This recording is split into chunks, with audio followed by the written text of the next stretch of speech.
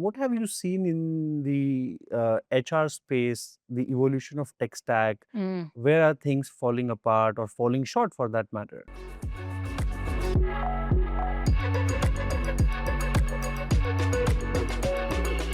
Yeah.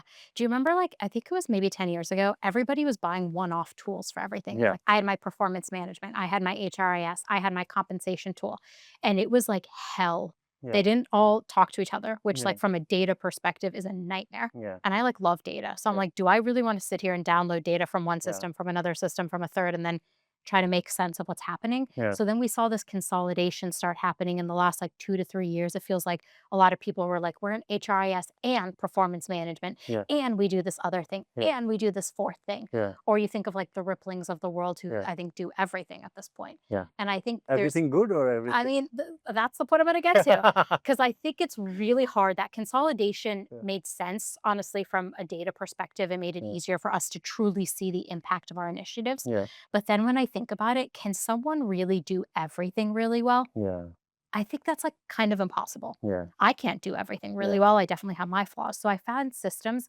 when they consolidate and they're like, "And we're an EOR." Yeah. I'm like, "And? You know how hard that is? Like, why are you doing that? Like, why are you suddenly becoming 16 things?" Like, Yeah. when you're everything to everyone, I think it's really impossible to actually stand out and have a world-class product. That's a very good point. You know how I like to talk about this to my team? I say, let's say you're on 31st Street and somebody is selling bagels Yeah. and you go there for bagel and, that shop really takes off. And at some point, then they have investor pressure. Hey, bagel is not going to get us to $100 million in revenue. Let's sell coffee and Coffee and cigarettes. coffee and cigarettes too. Yeah. And then suddenly it's not the most famous bagel shop in the country, No, it right? just never So, was. so that's what happens to software companies. If you want to do everything, you are assembled. At Multiplier, we like to say, Eva, we say we are architected, we are not assembled. Yeah. It's kind of like, in your mind, imagine putting like Lego block together that can fall apart anytime. You've talked about the companies like that. Yeah. We are where we talk about, choosing every brick, choosing the paint of the house and everything. So we architect it, yeah. One thing that I've struggled with tech stack at Multiplier is, the world is changing. We are in AI. It's changing so rapidly. So right. The tool, we are in vibe coding, 'cause some revenue is what people call vibe revenue. It Yeah. stays tomorrow, it goes. It's going very fast, but it may not stay. So the problem that I face is, let's say I have a very seasoned head of HR, he is into early 50s and Yeah. he has seen the world. But at this point, the world is changing so rapidly. Oh my god, The every day. tool that was relevant yesterday is not relevant today. How do I educate him, or how does he or she should educate themselves in bringing the tools Yeah. that will really last for at least few years for us to use, and it's integrated? I think few years right now is unrealistic.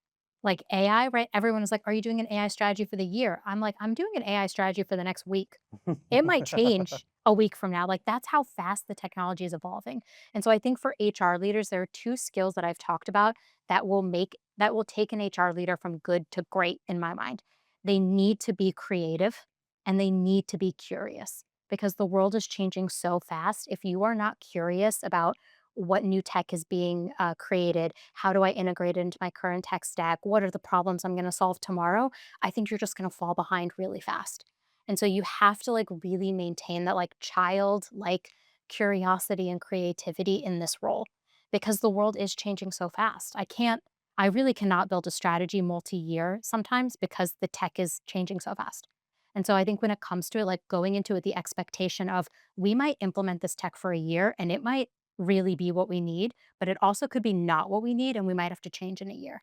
Going into it with open eyes like that, I think Hmm. sets you up for more success.